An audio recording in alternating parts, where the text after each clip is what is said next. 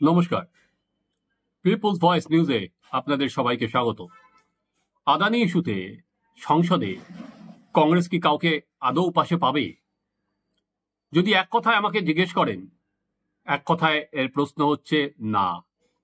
এই ইস্যুতে কংগ্রেসের যারা শরিক, আর কি ইন্ডিয়া জোটের যারা শরিক দল, তাদের কিন্তু সমর্থন আদানি ইস্যুতে অন্তত কংগ্রেসের দিকে খুব একটা বেশি যাবে না। আর কি ইন্ডিয়া সব জোট শরিকরা একসাথে এই ইস্যুতে ঝাঁপিয়ে পড়ল নরেন্দ্র মোদীর ওপর, সেটা হওয়ার সম্ভাবনা খুব কম। কেন বলছি? আদানি ইস্যুতে গৌতম আদানি এবং নরেন্দ্র মোদীর সম্পর্ক নিয়ে রাহুল গান্ধী দীর্ঘদিন ধরে সরব, আজকে থেকে নয়, বহুদিন ধরে উনি এই ইস্যু বলছেন, দুর্নীতির ইস্যু বলছেন, পার্লামেন্টের ভেতর সরব হচ্ছেন, উনি নির্বাচনী প্রচারে গিয়ে সরব হচ্ছেন। ফলে রাহুল গান্ধী আবার তুলবেন, আবার ছবি দিয়ে তুলবেন, বা আমেরিকায় যার বিরুদ্ধে অভিযোগ হচ্ছে সে এখানে কেন গ্রেপ্তার হয় না, এই কথাগুলি উনি বলবেন। বাদ বাকি বিজেপি তার মতো করে উত্তর দেবে। কিন্তু কেন পাবে না সেই কথাগুলো আমি এবার কারণটা আপনাদের কাছে বিশ্লেষণ করি।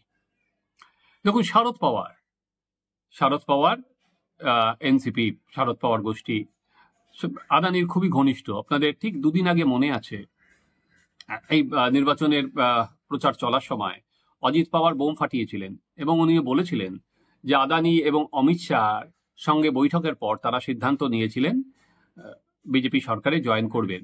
তারপরে এই অজিত পাওয়ার এই কথা বলার পরও কিন্তু শারদ পাওয়ার একটা কথাও কিন্তু টু শব্দটা উচ্চারণ করেননি, এবং যে আদানির সঙ্গে ওনার সম্পর্ক যে খুবই ভালো সে কথা নিয়েও কিন্তু উনি বারবার বলেছেন। এবং আজকে যেটা কংগ্রেস মহারাষ্ট্রে প্রচারের সময় বলেছিল ধারাবি নিয়ে, যে ধারাবিকে যে আদানিকে দিয়ে দেওয়া হয়েছে, যে কংগ্রেস এলে সেইটা আদানি পাবে না, ওখানকার ওই ধারাবিটা, সেটা নিয়েও কিন্তু শারদ পাওয়ার চুপ করেছিল এবং উল্টে চুপ বলেছে যে ধারাবি তো আদানি নিতে চায়নি প্রথমে। অর্থাৎ শারদ পাওয়ার আদানি নিয়ে কোনো কথা বলবেন না। যে সময় এই ঘটনাটা হয়েছে, আর কি এই ঘুষ দেওয়ার কথা বলা হচ্ছে, সেই সময় বিভিন্ন রাজ্যে কিন্তু বিরোধীরা ছিল। যেমন ছত্তিশগড়ে কংগ্রেস সরকার ছিল, যেমন ওড়িশাতে বিজু জনতা দল ছিল, যেমন অন্ধ্রে ওয়াইএসআর ছিল, তেমন তামিলনাড়ুতে ডিএমকে ছিল। এবার ওয়াইএসআর এর বিরুদ্ধে যেটা প্রধান ক্ষোভ, অন্ধ্রপ্রদেশে বলা হচ্ছে যে সরকারি আধিকারিকদের 1750 কোটি টাকা দেওয়া হয়েছিল। ঘুষের পরিমাণ সব থেকে বেশি, 1750 কোটি, সেখানে বিদ্যুৎ প্রকল্পের জন্য। ফলে ওয়াইএসআর এবার অনেক ছোট হয়ে গেছে, কিন্তু ওয়াইএসআর স্বাভাবিক কি রাজ্যসভায় এটা নিয়ে কোনো একটা সরব হবে না। এবার আসা যাক ডিএমকে তামিলনাড়ুতে। এখানে কিন্তু ডিএমকে এর বিরুদ্ধেও একই অভিযোগ আছে এবং তাদের সরকারই ছিল। তারপরে দাঁড়িয়ে স্টালিন কতটা সরব হবে, কারণ রাহুল গান্ধী প্রেস কনফারেন্স করার পর কিন্তু স্টালিন তামিলনাড়ুর মুখ্যমন্ত্রী কোনো কথা বলেননি এই ইস্যুতে, ফলে উনি চুপ করেই আছেন।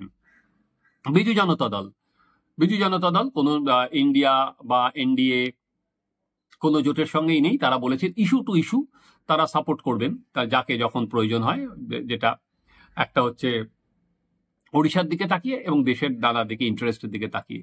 ফলে এই ইস্যুতে কোন দিকে যাবেন তারা, সেই প্রশ্ন কিন্তু থেকেই যায়। কারণ তারা যেহেতু তাদের দিকে তীরটা আছে, যে সময় ঘুষ দেওয়া হয়েছিল সরকারি আধিকারিকদের সেই সময় তারাই সরকারে ছিলেন, ফলে তারাও কিন্তু এই সেখানে কাটবেন না, এটাও পরিষ্কার। এবার আসুন তৃণমূল কংগ্রেসের অনেকটা হচ্ছে ধরি মাছ না ছুঁই পানি, সবসময় এই অবস্থান নিয়ে তৃণমূল কংগ্রেস চলে। কোনো সময় একদিকে দেখাবে যে আমরা ইন্ডিয়া জোটের সঙ্গে আছি, আবার রাহুল গান্ধী যাতে বেশি প্রচার না পেয়ে যায় সেটাও তারা সবসময় সজাগ থাকে এবং বারবার করে বলে যে কোন ইস্যু তোলা হবে পার্লামেন্টে সেটা কংগ্রেস ঠিক করবে না, সেটা প্রত্যেকের সঙ্গে মিটিংয়ে ঠিক হবে। তাহলে সেই এবার দেখার যে যখন সোমবার থেকে সেশন শুরু হবে, যে এইটা যখন মল্লিকার্জুন খাড়গে বা কংগ্রেসের নেতারা বলবেন যে এই ইস্যুতে সরব হবে, তৃণমূল কংগ্রেস কি করবে? রাহুল গান্ধী প্রেস মিট করেছেন, কিন্তু তৃণমূল কংগ্রেসের মমতা বন্দ্যোপাধ্যায় বা অভিষেক বন্দ্যোপাধ্যায় বা কেউ প্রেস মিট করে কিন্তু তাদের মতো করে এই আদানির বিরুদ্ধে কিন্তু মুখ খোলেননি যে আদানিকে অ্যারেস্ট করা উচিত বা নরেন্দ্র মোদী জবাব দিক, কোনো কথা কিন্তু বলেনি। কুণাল ঘোষ, সাগরিকা ঘোষ এবং মহুয়া মৈত্র তাদের মতো করে টুইট করেছেন, তার বেশি কিন্তু কিছু করেননি। আর মহুয়া তো অনেকদিন ধরেই স্বঘোষিত আদানি বিরোধী, সে অনেক বেশি এই ইস্যুতে রাহুল গান্ধীর লাইনেই চলেন, তো তার মত তো দলের মত নয়। কারণ এখানে তাজপুরে কিন্তু আদানির ইনভেস্টমেন্ট আছে, ফলে কত দূর যাবেন সেখানে। এবং তাজপুরেও যেভাবে আদানিকে একতরফাভাবে দিয়ে দেওয়া হয়েছে তাজপুর পোর্ট, সেটাও কিন্তু বহু প্রশ্ন আছে। ফলে ওই যে মমতা বন্দ্যোপাধ্যায় বা তৃণমূল কংগ্রেস ধরি মাছ নাছুই পানি, সেই ইস্যুতেই অনেকটা থাকবে। এবার আসা যাক লালু প্রসাদ যাদব এবং তারা কি করবে সেখানে আরজেডি, এইটা দেখা একমাত্র লালুর সমর্থন তারা পান কিনা। কারণ লালুর পরের বছর ভোট, সেই জায়গায় লালু কতটা আদানির বিরুদ্ধে সরব, কারণ আদানির বিরুদ্ধে সরব হলে বা দুর্নীতি নিয়ে সেটা খুব একটা ভোটের বাজারে যায় না, সেটা ভোটের বাজারে খুব একটা এখনো পর্যন্ত আদানি ইস্যু ভোটের বাজারে খুব একটা খায়ও নি। তাই লালু এই ইস্যুতে যে ভোটটা ভালো বোঝেন, এই ইস্যুতে যান কিনা সেটা দেখার। আমি রাহুল গান্ধীর প্রেস মিট শুনছিলাম খুব মন দিয়ে বৃহস্পতিবার। উনি বলছেন যে আমরা জানি এই ইস্যুতে কিছু হবে না, কারণ অন্য আদানি ইস্যুতে আগের বারও যখন হিন্ডেনবার্গের রিপোর্ট বেরোলো তখন তারা বারবার করে জেপিসি চেয়েছিল, কিন্তু জেপিসি হয়নি। এবারও বললো আমি কিছু হবে না জানি, তবু আমি এটা নরেন্দ্র মোদীর ভাবমূর্তি এখন খুব খারাপ এবং এই দুর্নীতিটাকে আমি প্রকাশ্যে নিয়ে এসেছি, আমি এটা চালিয়ে যাব। সেখানে সেবির যে হেড বুচকে নিয়েও বলা হচ্ছে আমি এই আর কি যেভাবে চলেছে আমি পর্দাফাশ করে দেবো, এক কথাই যদি বলতে পারে। কিন্তু রাহুল যে কথাটা বলছেন নরেন্দ্র মোদীর ইমেজ খারাপ হচ্ছে, আমি এই জায়গাটা ঠিক বুঝতে পারলাম না। উনি হয়তো লোকসভার নিরিখে কথাটা বলেছেন যে লোকসভায় যেহেতু বিজেপি সংখ্যাগরিষ্ঠতা পাননি, রাহুলের মনে হয়েছে সেটা দুর্নীতির ইস্যুতে উনি যেরকম লাগাতারভাবে বলে যাচ্ছেন আদানির জন্য লোকে তাকে ভোট দেয়নি। আবার এইবার যদি মহারাষ্ট্রে এখনো পর্যন্ত দেখা যাচ্ছে ঝড়, সব এতেই প্রায় অ্যাক্সিস এর যে সমীক্ষা, বুথ ফেরত সমীক্ষা, সেখানে তো প্রায় 170-80টা সিট দিয়ে দিচ্ছে, চাণক্যরেতেও তাই। ফলে এইটা যদি হয় পূর্বাভাস, এবং এইটা যদি এই ঝড় যদি 23 তারিখ আছড়ে পড়ে, তাহলে রাহুল গান্ধী যে কথাটা বললেন আর কি নরেন্দ্র মোদীর ভাবমূর্তি কমে যাচ্ছে, সেখানে কিভাবে তিনি সেটা জাস্টিফাই করবেন আমি জানি না। রাহুল তার মতো করে বলবেন। বরং আমার যেটা মনে হয় বিরোধীরা ইন্ডিয়া জোটের মেম্বাররা অনেক বেশি একজোট হবেন ওয়াকআপ নিয়ে। ওয়াকআপটা জেপিসি থেকে সোমবার দিন পার্লামেন্ট খুললেই হয়তো মঙ্গলবার জমা পড়ে যাবে।